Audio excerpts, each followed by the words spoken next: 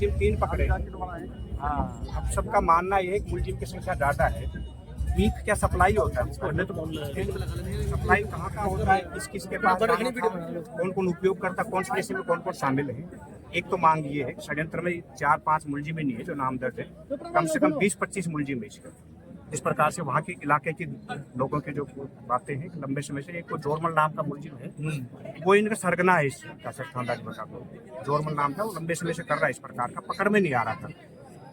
दूसरा क्या है कि कोई भी आदमी कानून की मदद करता है, मुखबिरी भी करता है, बिना मुखबिरी के प्रशासन पुलिस अधूरा है।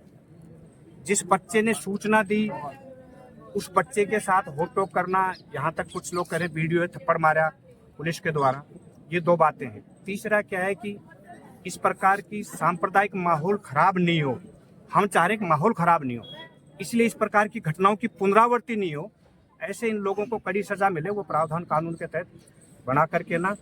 और अगर उनका अवैध मकान है, अवैध हम जोड़ रहे हैं, तो उसके ऊपर प्रशासन कार्रवाई करे। ये 3 मांगे अपनी, यही मांगे वो ध्वस्त किया जाए। हाँ, वो प्रशासन कार्रवाई ध्वस्त किया जाए। अवैध होगा तो ध्वस्त होगा। अवैध पाया जाता है, अवैध पाया जाता है, यानी अगर किसी का लीगल हो तो हम कैसे कर पाएंगे? आप भी नहीं कर लेकिन पाएंगे। यदि वो अवैध है तो उसे बचाने का प्रयास ना किया जाए, अवैध तो बचाने के लिए प्रयास ना किया जाए। अब तक की सबसे अवैध है तो बचाने का प्रयास ना। अब तक की सबसे पहले तो आप बताएं उसकी रिपोर्ट क्या है। सुनिए जी थानेदार से मैंने बात करी, एक मिनट चुप हो रहे, हम बता देंगे शांति से। आपने जैसे 3 चीजें रखी। थानेदार जी से मैं लगातार टच में था, अभी भी मैंने लेटेस्ट फीडबैक लिया। इन्होंने 3 लोगों को अरेस्ट किया है। आपका कहना है कि अपराधी ज्यादा है, थानेदार जी अभी भी प्रयास में है, और जो भी लीगली होगा, जैसा कह रहे हो कि आप गलत हुआ है तो कानूनन सख्त से सख्त कार्रवाई, बिल्कुल सबसे सख्त कार्रवाई होगी। जाँच कर रहे हैं, आपके पास अगर कोई इनपुट है कि कहाँ है तो उनको अरेस्ट करने में हम आपके साथ हैं। गलत चीज़ों को कतई सहयोग नहीं करेंगे, ये आप निश्चित हैं। पहली बात। दूसरा, आपने ये बताया कि किसी मुखबिर के साथ कोई न्यूसेंस किया गया है। अगर ऐसा किया गया तो हम बिल्कुल उसको गलत मानते हैं। तो बात करूंगा थानेदार जी से, मैं बात करूंगा थानेदार जी से, बात करूंगा। कोई पुलिस का था शायद, जैसा बता रहे हैं, बात करेंगे थानेदार जी से, उसके खिलाफ देखिए भैया ऐसा गलत है, फिर लोग हमारे सहयोग में नहीं आ पाएंगे। तीसरा, इस प्रकार के मामले बिल्कुल। तीसरा आपने रखा कि आपने अच्छी बात की, आपने बड़ा अच्छा जोर देके कहा कि यदि अवैध है तो, जैसा मैंने तहसीलदार जी से बात करी, सिवाई चक में कहीं कोई निर्माण नहीं पाया गया। मेरा आपसे आग्रह रहेगा, यदि सिवाई चक में सरकारी जमीन पर अनाधिकृत अतिक्रमण है, आप मुझे बताएं, डेफिनेटली मैं कार्रवाई कराऊंगा। उसकी कृषि भूमि की हमें जानकारी है, कृषि भूमि पे कुछ निर्माण है, यदि वो 90A में कवर होता है, डेफिनेटली हम कार्रवाई करेंगे। आपने कहा बचाने का प्रयास नहीं किया जाए, बिल्कुल नहीं करेंगे। उसमें 90A के नोटिस सर्व किए हैं, 90A के नोटिस पर जवाब आने दीजिए, लीगली हम एक्शन टेकन करेंगे। यदि कुछ भी अवैध पाएगा, डेफिनेटली हम कार्रवाई करेंगे। वो जवाब 10 दिन में देगा तो जिस प्रकार से अपन ने कितने दिन का समय दिया है ना? हाँ। उसको 3 दिन का समय दिया है, समय उस पर जवाब आने दो, जवाब पे फिर देखते हैं आगे क्या जवाब आता है, उसके अकॉर्डिंग आगे बढ़ेंगे। जिस प्रकार से ये गोकसी की घटना उस स्थान पर हुई है, गोकसी की ना तो अंत्येष्टि ढंग से वहाँ हो पाई है, ना कुछ और हो पाया है, तो प्रशासन के द्वारा, क्योंकि समाज यहाँ से जाने को तैयार हो, गौ माता, हम इसको गौ माता का देश कहते हैं, और हमारी रामगढ़ की धरती पर श्री रामगढ़ नाम है इस स्थान का, और वहीं गाय माता का रक्त बहा हो, तो उस स्थान पर भी प्रशासन के द्वारा कोई हवन यज्ञ करवा के या कोई ऐसा करवा के बढ़िया तरीके से वहाँ उस स्थान को हमेशा के लिए पूजित किया जाए, ताकि संदेश जाए उस स्थान से कि कोई ना कोई भविष्य में ऐसी घटना नहीं करे। इस तरीके की घटना जो गैर कानूनी, हम भी उसकी कड़े शब्दों में निंदा करते हैं। हम भी आपके साथ खड़े हैं इस विषय पे, और मैं थानेदार जी से कह रहा हूँ, आपके सामने भी कह रहा हूँ, अलग से भी कहता आ रहा हूँ कि इसमें बिल्कुल कोताही नहीं करनी है। पर कुछ चीजें हैं जिसमें वक्त लगता है, कार्रवाई में भी वक्त लगता है, लोगों को पकड़ने में भी वक्त लगता है, वो सारी चीजें। वो 2 बातें सर, इतनी बातें चलती रहेंगी। मुलजिमों की लगभग आइडिया आपके पास आ गया होगा। 5 नाम दर्ज है, तो हल्का से बता दें कि 10 है कि 15 है, कितने हैं, क्योंकि मछड़ा कटा तो कम से कम 20 किलो तो बीफ होगा, कम से कम मिनिमम। तो 20 किलो एक परिवार तो नहीं कर सकता।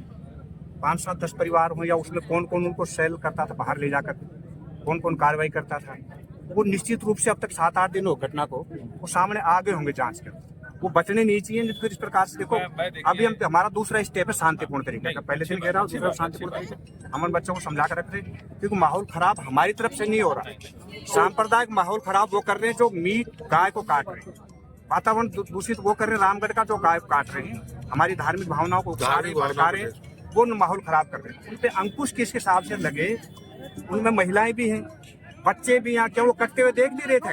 एक मिनट रुको भाई, सुनो भाई, एक मिनट रुको। क्या जिस घर के अंदर कट रहा था वहाँ की महिला उसको कटते हुए देख नहीं रही थी क्या? वहाँ के बच्चे देख नहीं रहे थे क्या? तो मुलजिम नहीं बन सकते क्या? कौन सा कानून उसको बचाएगा, मुझे बताओ। जो मेरे सामने गाय कट रही है और मैं पुलिस को सूचना नहीं कर रहा तो मैं कैसे बचूंगा?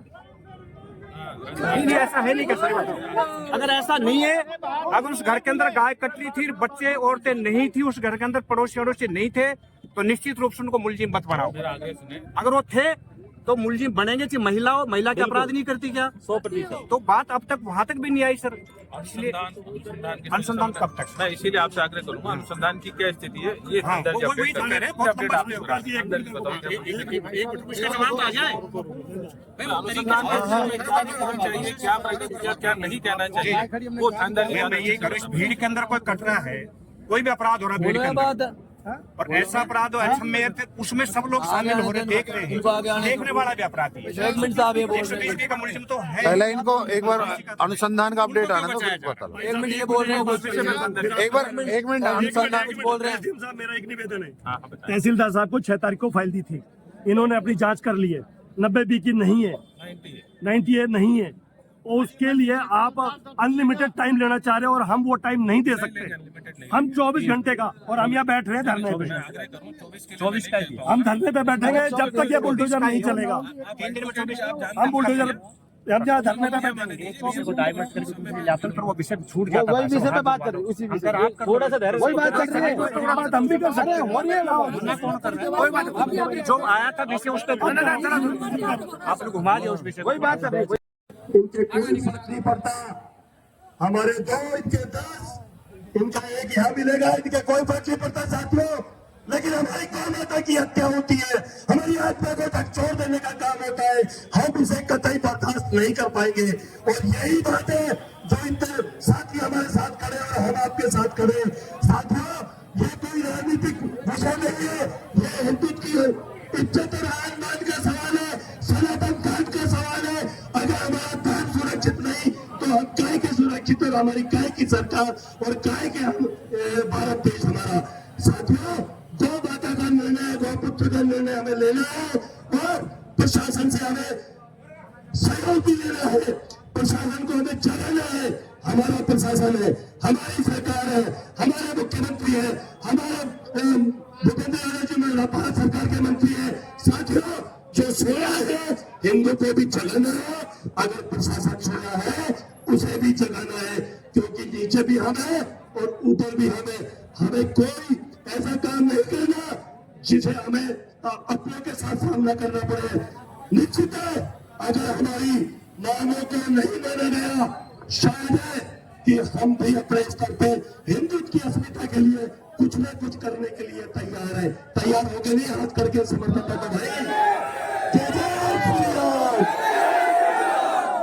अभी मैं आपका अधिक वक्त नहीं लूंगा, मैं हाथ जोड़ के आप सबसे आग्रह करूंगा और रामगढ़ जितने भी साथी हैं, दुकानदार भाई हैं, सबका आभार व्यक्त करूंगा, क्योंकि हिंदुओं की लड़ाई रामगढ़ के लिए बहुत बड़ी लड़ाई रहती है। गौ हत्याएं बंद होनी चाहिए, बहन बेटियों का अपहरण बंद होना चाहिए, अगवा होना बंद होना चाहिए।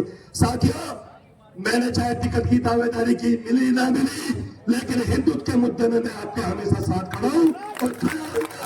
मुझे पार्टी कोई मतलब नहीं है, लेकिन इतना जरूर कहूंगा। साथियों, समय जरूर लगा, लेकिन जो बातें हुई है कम से कम 15 से ज्यादा संख्या पहुंच गई थी अपनी। पहली जो मांग थी कि जो अधिक से अधिक मुलजिम जो उसमें संलिप्त हैं, घर खुला था, उस घर के अंदर परिवार के सदस्य भी थे, उनके सामने अपराध हुआ है तो वो सारे मुलजिम बनेंगे, ये आश्वासन पुलिस ने दे दिया है। पहली मांग आपकी पूरी हो चुकी है, अब उसमें थोड़ा समय लगेगा। कुछ लोग अपने को भी आगे बढ़ के बयान वगैरह दर्ज कराने पड़ेंगे कि हमने देखा था कि वहां ये परिवार सदस्य उसमें थे। उसके बाद उनको पकड़ना, मुलजिम बनना और पकड़ने में अंतर होता है। मुलजिम बना देंगे, पकड़ने में समय लग सकता है, मुलजिम बन जाएंगे। अगर दाएं बाएं मुलजिम उनको पकड़ ले आएगी पुलिस। दूसरी मांग आपकी ये थी भाई वो जो लाइन हाजिर को या सजा की है सस्पेंशन हो, उसमें कमेटी के सदस्य भी समझ रहे हैं, आप भी समझ रहे हैं, निलंबित करने के लिए जांच बैठती है। जिसके साथ अपराध हुआ है, पीड़ित पक्ष अपना भाई है, थप्पड़ लगा है, उसका वीडियो भी है, उसके बयान भी होंगे, जांच कमेटी उसकी जांच करेगी, एसडीएम साहब के निर्देशन में जांच होगा, अगर वो दोषी पाया जाएगा तो सस्पेंशन होगा। ये प्रक्रिया है, उसमें कोई दो राय नहीं है, तो एकदम सस्पेंड कर दें।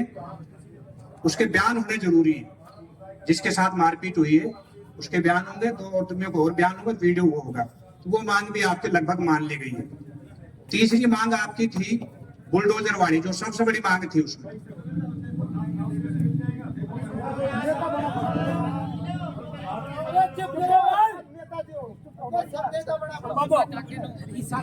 तीसरी मांग जो सबसे बड़ी थी बुलडोजर की, वो हमारे साथी दिनेश भाई वकील साहब भी हैं, राकेश जी भी सीनियर वकील साहब हैं, और हम भी छोटे मोटा आप में सेवा करते हैं। उसमें क्या, अगर वो चारागाह सरकारी जमीन में अगर मकान होता तो आज ही जेसीबी आपके साथ जाती, उसको ढहा देती आज ही, और आप लोग सभी चलते।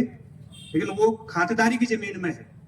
अभी तक एक व्यक्ति की जांच हुई है, क्या नाम, बिल्लू धल्लू, क्या नाम उसका, 5 मुलजिम और हैं, उनकी भी जांच के लिए आदेश कर दिए। तहसीलदार जी ने कह दिया मैं 2 दिन के अंदर उसकी जांच कर दूंगा।